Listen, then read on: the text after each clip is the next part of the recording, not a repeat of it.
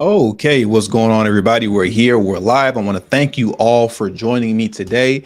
If you can see and hear me clearly, please drop a one in the live chat and then we can get today's stream started. And as we're waiting, or I should say, as I'm waiting for the ones to come into the chat, if you haven't already, please make sure you hit the like button as usual. That is the most important thing that you can do for this channel because that makes sure it ensures, I should say, that the notifications actually go out to those who are subscribed to this channel, and it assists in making sure that my live streams permeate throughout the YouTube algorithm. That way, these videos will get out to those that need to see it. Also, if you haven't already, but you've been ghost watching this channel for a while now, please hit the subscribe button as well as the bell notification next to the subscribe button so you can be notified whenever I release a new video. And lastly, make sure you share this video out on your social media platforms as well, because that has the same effect within the YouTube algorithm, but also to let everyone know that I'm currently live right now. And now that I see the ones are coming in, we can get today's stream started. And I don't see Grind and Motivate in here yet, who also goes by the name of KO Kid Fit. Just a little funny kind of inside joke if you're aware of the Reacts YouTube channel that I frequent and I'm on every now and then, hosted by Rob and Grind and Motivate. He talked about how I stream live my live streams, or what's the word that I'm looking for? I forget what the word is that I'm looking for, but he was just joking about how my live streams are so fast within a 35-40 minute period, he could never catch them, because I just get through it quickly. And I see that he's not here now. And most likely he's going to miss this live stream too, because we're going to try to knock this out in about 25 minutes or less. So let's get to it, man. As you can see, as you saw in the thumbnail title for this video was "Cowards!" exclamation mark. Black politicians versus Black Chicago. And the title of today's stream is "Brandon Johnson and Council Can't Stop Selling Out Black Chicago." Today's discussion is just going to be a continuation of the live stream from 2 days ago, as we've been discussing everything that has surrounded Brandon Johnson and his allies continuously blocking the motion for city council to vote on a referendum to put on next year's ballot in Chicago an opportunity for the citizens of Chicago to be able to vote on whether or not they want Chicago to remain a sanctuary city. Brandon Johnson and his allies continue to block that. There's been a lot of drama and hoopla that has surrounded that situation. And like I said, this is just going to be a continuation of that, because I felt that what I'm going to discuss today definitely needed to be its own standalone video versus combining it with all the other information from 2 days ago. So let's get into it, right? It truly is a shame to see the way in which Black politicians aggressively work against Black people without any type of conscious or anything of that nature about it. They just don't care. And many of them do a really good job at grandstanding and pretending like they care deeply about the Black community, in this case, Black Chicago. And as I'm saying this right now, I'm specifically thinking about a woman who is a councilwoman by the name of Jeanette Taylor. And we're going to get into her as we go into the stream. But it just amazes me at how so many of them do a great job at grandstanding and pretending to be on the side of their people. And at the end of the day, they really just don't care. They're out for self and they're out for the party, right? They are party first, I should say, Democrat Party first, and then themselves second. The people, particularly Black Americans, you're an afterthought, right? So let's get into this right here. I want to jump into this article, and we're only going to stay here in this article today. And this article is titled "Alderman Carlos Ramirez-Rosa Avoids Census as Alderman Emma Mitz says he made her feel like I was back in the South." Right? Let's jump into this very quickly. Like I said, I don't want to be here too long tonight, right? Alderman Emma Mitz on Tuesday emotionally recounted her confrontation with Alderman Carlos Ramirez-Rosa during last week's special city council meeting, telling her colleagues that she felt shaken when he blocked her from entering the city council chambers.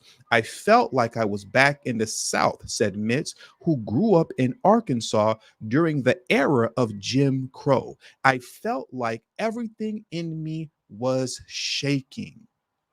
That's how shook up this woman was over Ramirez-Rosa standing in the way of democracy, preventing her, or at least attempting to prevent her from entering into the chambers so that a vote can take place to get the referendum on the ballot for next year in Chicago, to let the people decide on whether or not they want Chicago to remain a sanctuary city. She was shaken to the core and was brought back to her memories or time of Jim Crow.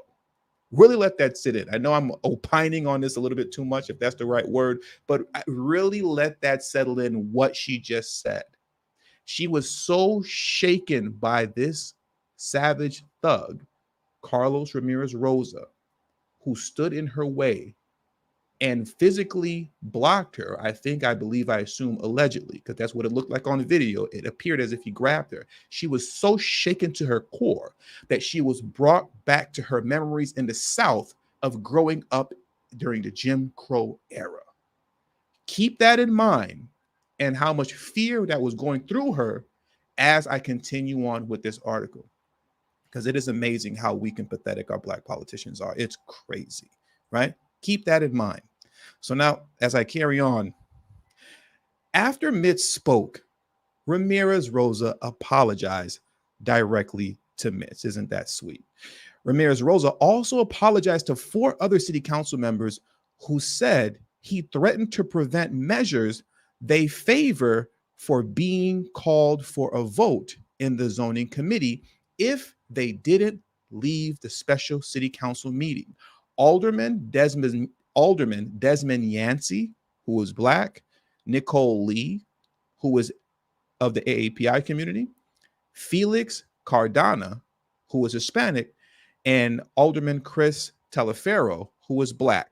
He threatened these 4 people and said that basically, if you don't get out of here, I'm going to sabotage whatever projects you all have that you want to get off the ground for your wards. Okay? After the meeting, Ramirez-Rosa said he did not intend to threaten his colleagues' projects. He did not intend to threaten his colleagues' projects, but understood why they felt threatened. I'm going to read that one more time. After the meeting, Ramirez-Rosa said he did not intend to threaten his colleagues' projects, but understood why they felt threatened. Well, I'm sure you would understand why they felt threatened, because you threatened them, right? That's why. And I want you to see here that I have marked in green. I want you to see how much power Ramirez-Rosa actually has in the city council as Brandon Johnson's floor leader. Remember, this is Brandon Johnson's right-hand man. Ramirez-Rosa also apologized to the mayor. As Johnson's floor leader, Ramirez-Rosa was responsible for spearheading the mayor's policies and initiatives through the city council. As zoning committee chair, a position from which he also resigned, Ramirez also wielded significant influence over what would get built throughout the city, and not just his northwest side ward that includes Logan Square. That is how much power this thug Ramirez-Rosa had. Okay? And that is the power that he was abusing. And this is exactly why, despite all of the apologizing and hugging that was going on within the city council, right? This individual here that I'm going to talk about, his name is, this individual here, Alderman Scott Wagispack. He has a very funny last name, Wagispack, right? He wasn't hearing it. He didn't want to hear any of that. Alderman Scott Wagispack demanded that Ramirez-Rosa be censored for his conduct, citing a city council rule last evoked in 1904. It's been over 100 years since this rule was invoked. And Wagaspack brought it back to get rid of the thug Ramirez-Rosa. But here's what happened. Excuse me, right? Brandon Johnson ruled that the motion was out of order, citing the rules language that allowed older people to be censored only for conduct that occurred during an ongoing city council meeting. Brandon Johnson was the first one in line to step in for his right-hand man, the thug Ramirez-Rosa, to save him, the man who stood in the way of democracy, preventing a 68-year-old Black woman who he shook to the core, so much so that it reminded her of her days back in the South under Jim Crow. After he heard all of this, he still made a motion to deny the ability of those in city council to vote on censoring him, right? But fortunately, because of the way that the city council was structured, it only took one vote for them to overrule Brandon Johnson. As it states here, by one vote, Johnson's ruling was overturned by the city council. That set up a vote on the censure itself. Brace yourself, ladies and gentlemen, for what I'm getting ready to tell you. Okay? Make sure you're sitting down, because this is ridiculous. That set up a vote on the census itself, with MITS voting not to censor Ramirez-Rosa, the very woman who claimed to be shook to the core, so much so that she was brought back to the days of her being in the South, growing up in the Jim Crow era. This same woman, when she had an opportunity to get this thug who does not believe in democracy out of here, chose not to. She chose not to. Now let's get into her reasoning why. This is just so sickening. It is amazing. If the roles were reversed, Ramirez-Rosa would not have hesitated one bit to remove Eva Mitz out of there.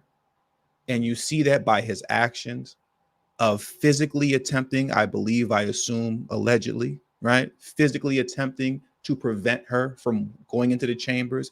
You saw that by him threatening other chamber members, other city council members, and threatening to do away and sabotage their projects if they attempt to vote on this measure. He would not hesitate at all to get rid of her or anybody else in the chambers, especially if they're Black, if he had a chance. But when it comes to us, we always have this, I don't know what it is with Black Americans and this bleeding heart complex that we have, where we just want to forgive everybody all the time, and just have this, can we all just get along attitude? When the reality is, no, we all just can't get along, right? And let me quit speaking now. I want to get into what she had to say. I don't want to take too much time opining on this, right? That's my new word, opining. I'm probably not even using it right. But let's get into what she actually said in her reasoning for not voting to censor Ramirez-Rosa. If I were to sanction him right now, God, I would be putting fire on top of what we already did, Mitz said. It doesn't help this council, and it won't help the city of Chicago. It would only keep things more divided. The push appeared to fail by one vote. It failed by one vote. All Emma Mitz had to do, this woman who supposedly was shook into her core, was vote to censor this man and get him out of there. And it failed because of this bleeding heart complex that we have, where we want to empathize and sympathize with everybody so much, and we want to forgive everybody so much, so to the point that everybody else bleeds our heart dry. And when it's all out of blood, they throw it in the trash and leave us for dead. And then we complain about it afterwards, as if me and many others didn't warn you beforehand, right? It just doesn't make any logical sense. And it's mind blowing when you really sit and think about it. But even outside of the fact that if Immigrants would have actually voted to remove Ramirez-Rosa out of there, that he would have been gone, someone else comes into play as well. Someone else who, if she would have actually voted, if she would have actually taken a vote, they could have gotten Ramirez-Rosa out of there as well. But she didn't vote at all. Who am I talking about? I'm speaking about Jeanette Taylor. After I read this to you and you hear what I'm saying, understand, I don't ever want to hear a word, a kind word about this woman, Jeanette Taylor, again, right? Because up until this point, I should say up until this migrant crisis concerning Alderwoman Jeanette Taylor, I've never heard a bad thing about her. I've only heard praises of Jeanette Taylor. I've never heard a negative thing. But since this man-made migrant crisis that was created by Biden, this woman has sold out her constituency in Black Chicago overall every opportunity she has gotten. Not one time has she actually stood up for the people that she claims to care about so much. Let me tell you what she did. Because even though Emma Mitz folded when the time came, so did Jeanette Taylor. Let me pull this up. And there are 241 of you in the live stream right now. Please hit the like button if you haven't already. That is extremely important. After consulting with the city's attorneys, Johnson agreed to disqualify Ramirez-Rosa's vote, creating a 24-24 tie. Overcome with emotion, Alderwoman Jeanette Taylor, 20th Ward, left the chambers before the vote and did not return. Are you kidding me right now? Overcome with emotion, you left the chambers before the vote could even happen? That is insanity.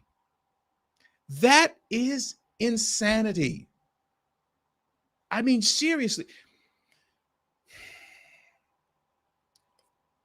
Jeanette Taylor, I don't have the photo in front of me right now. Let me see if I can pull this up. And hope I'm not going to try to pull anything up right now. Remember last time I tried to do that in the middle of the stream, everything froze up. For those of you who don't know or don't remember, Jeanette Taylor is the one who many of us got acquainted with and got to know a few years back, because she was the woman that got in the face of Lori Lightfoot at the time when she was in office. How many of you all remember? You may not remember by name Jeanette Taylor, but do you remember a Black woman who she jumped into the face of Lori Lightfoot and just argued her down and just rah, rah, rah, rah, rah.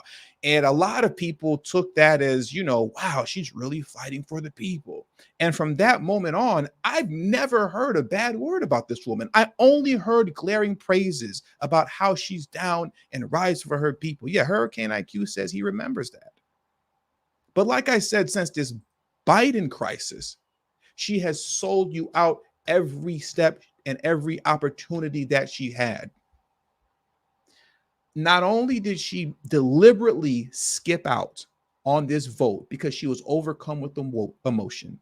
Every time I've seen anything about this woman, she's grandstanding with emotion and crying and tears and using all this emotion and tears to justify why she keeps selling Black America out. I want to jump over to another article real quick, because she's also the same woman, as many did, but she also made it a point to vote in favor of the initial $51 million to go to the Biden crisis in Chicago. That was very much contended, but she, just like many others, did not make any attempt to negotiate for her constituency and for the Black community to get any of those funds. They didn't apply any real pressure. There was no pushback. None of that occurred. They just folded. Jeanette Taylor and many other Black council members just simply folded and gave in to the demands of Brandon Johnson, right? Let me pull this article up for you very quickly. I want to get into this very quickly, then I want to play a quick video for you all, right? Divided City Council approves $51 million in migrant crisis. I just want to read this quote, right? Let me read this off for you. This is what Jeanette Taylor said as she was voting. And I'm going to play the video to follow very quickly. And this is just so embarrassing and it's disgusting. It really is disgusting, right? I'm so tired. This is a direct quote from her as she was casting a yes vote on the money. I'm so tired of when it's a crisis for everybody else, we go, we got to do something. But when we're having this violence in the Black community, nothing gets said or done, or nothing gets said or nothing gets done. And it's our responsibility to take care of everybody else. And we're tired because we just do that. When we fought for civil rights, when we fought just to drink out of a doggone water fountain, it was just us, said Taylor. Noting that African Americans came to this country on slave ships, Taylor said, "This wasn't my choice. I would never choose to live in a space that hurt me every day. I know it's right to help other people because as Black people, that's what we do, as well as vote blue no matter who." But she said, but as Black people, that's just what we do. But when the heck are you gonna help us?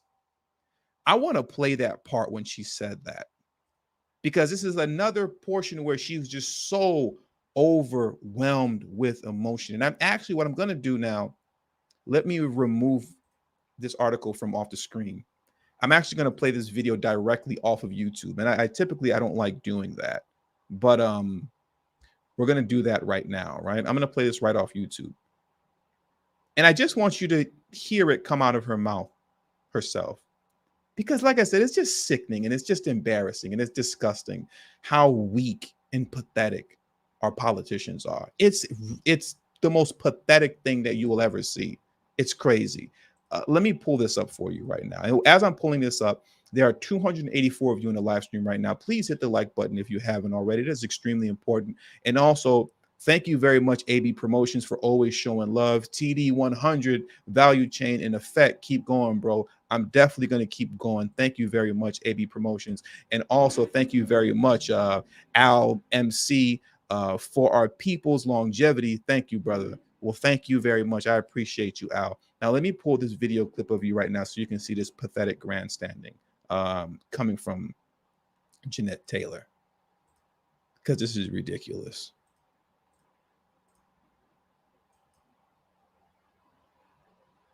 Okay, it should be on your screen right now. I'm not going to play this whole thing, but I just want you to see this part. I just want you to see this part, okay?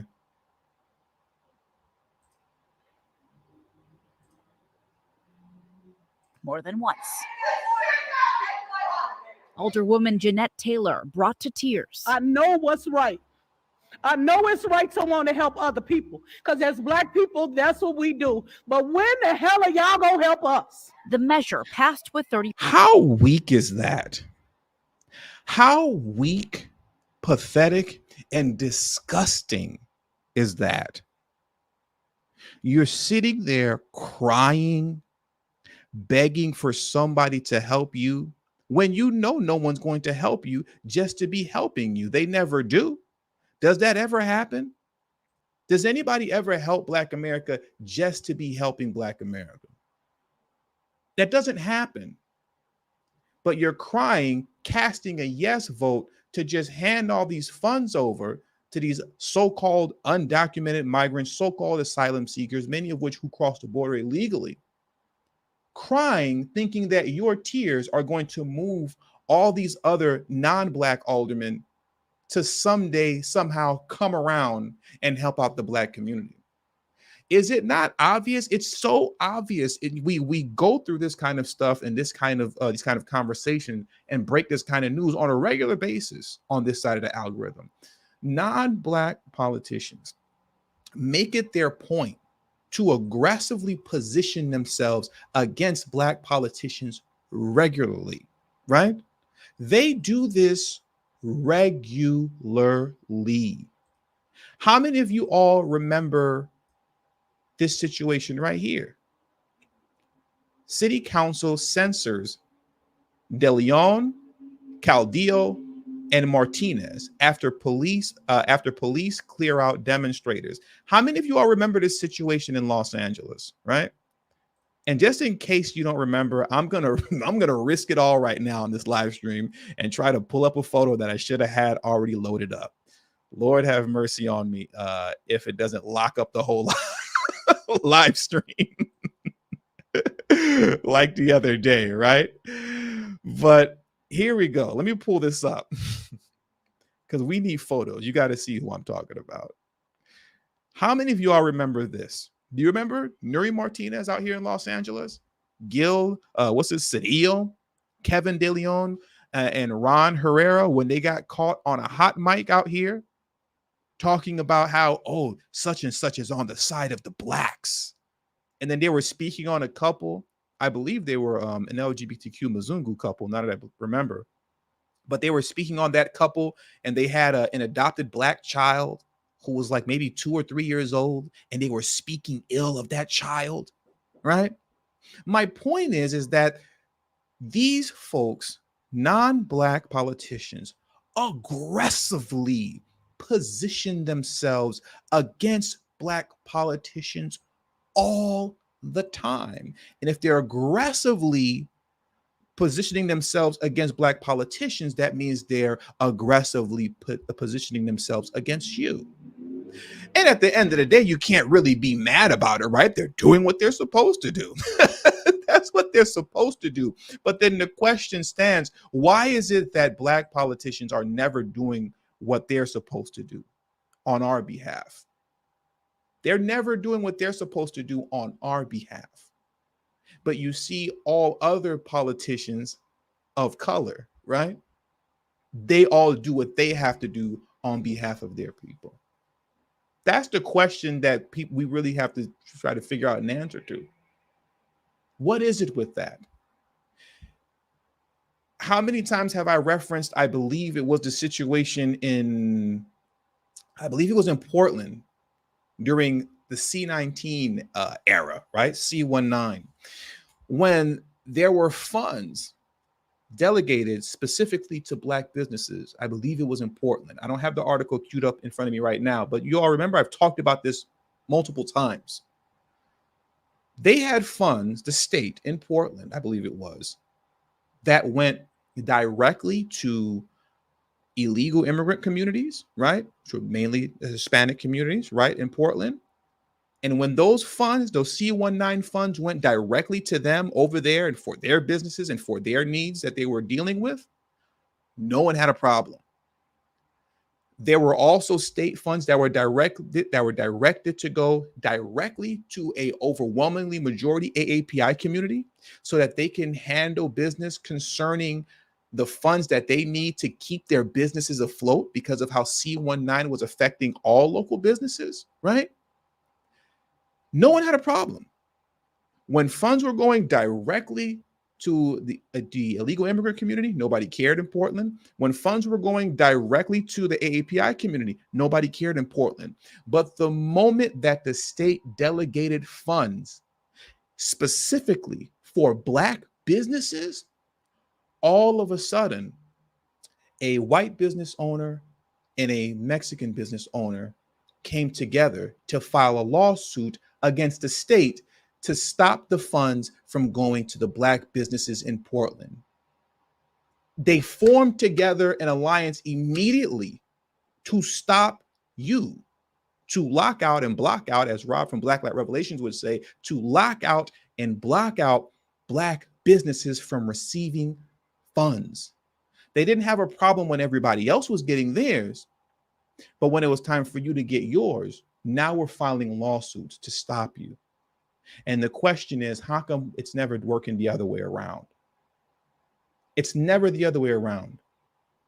It's crazy, it's pathetic, it's weak, and it's mind-blowing. It's mind-blowing. AB Promotion says, no disrespect. Whenever you leave with no disrespect, maybe I should read this one, right? No disrespect, but they are comfortable with tears. They are not comfortable with a roar, lion and lioness. Get out, family, get out. Thank you very much, AB Promotions, for coming through again with another super chat. I appreciate the support that you're showing this channel, and to all of you who have supported so far, right? But I want to close this out because, like I said, I want to finish this stream out before Grind and Motivate gets here. I don't want him to catch me live. But it's extremely upsetting, right? There's 366 of you all in the live stream right now. Please hit the like button. That is extremely important.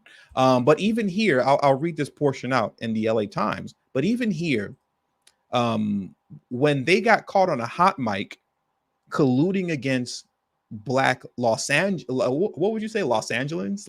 What's the name for people in Los Angeles? I don't know. Whatever. When they were colluding against, Black politicians in the Black community in Los Angeles, even here, they censored those council members. The Los Angeles City Council voted unanimously Wednesday to censor 3 current and former council members for their part in an incendiary conversation that contained racist remarks. So they were able to do that here, where by and large, Hispanics run this place, man. LA belongs to the Hispanic community, for keeping it a buck, right? But even over here, they were able to censor those council members. But in Chicago, where for the most part, the Black politicians still got the ball. We're too busy selling out our people to censor a man by the name of Ramirez-Rosa, who would not hesitate to censor you, right? And the biggest culprit in all of this is Brandon Johnson. Because remember, as I stated, this came down to a tie. It was a tie now. And here's how things played out. 24-24, it was a tie. That left Brandon Johnson, to break the tie. The first time in recent Chicago political history that a mayor has exercised that power. Johnson voted not to censor Ramirez-Rosa, saying that while his actions created a stain, he did not believe the city council's rules allowed him to be censored and wanted to extend grace. Isn't that beautiful? To someone who had already apologized for his behavior. Brandon Johnson is such a goofy that even he doesn't understand that his right-hand man, Ramirez-Rosa, would not hesitate to get him out of there too, if that means it would benefit him and the undocumented so-called migrants, these so-called asylum seekers, many of whom crossed the border illegally.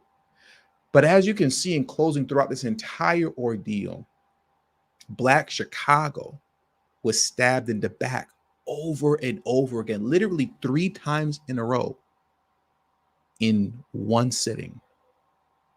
Emma Mitz, who gave you this grand old story about how she was shaken to her boots because this thug Ramirez-Rosa got in the way of democracy. Lord knows if he was a Republican, this would have made national news.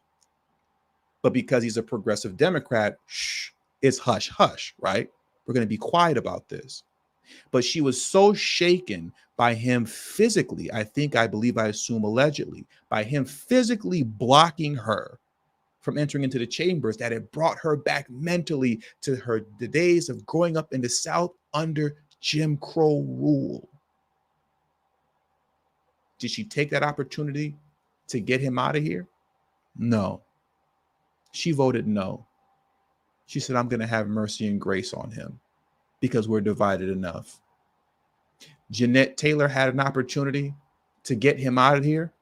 Did she do that? No. She was so overcome with emotion. She was so flustered. Oh my God, there's just so much going on. And tears coming down her face because she always grandstands like this. She was so overcome with emotion that she left the chambers before the votes were even casted so that she wasn't even able to cast a vote.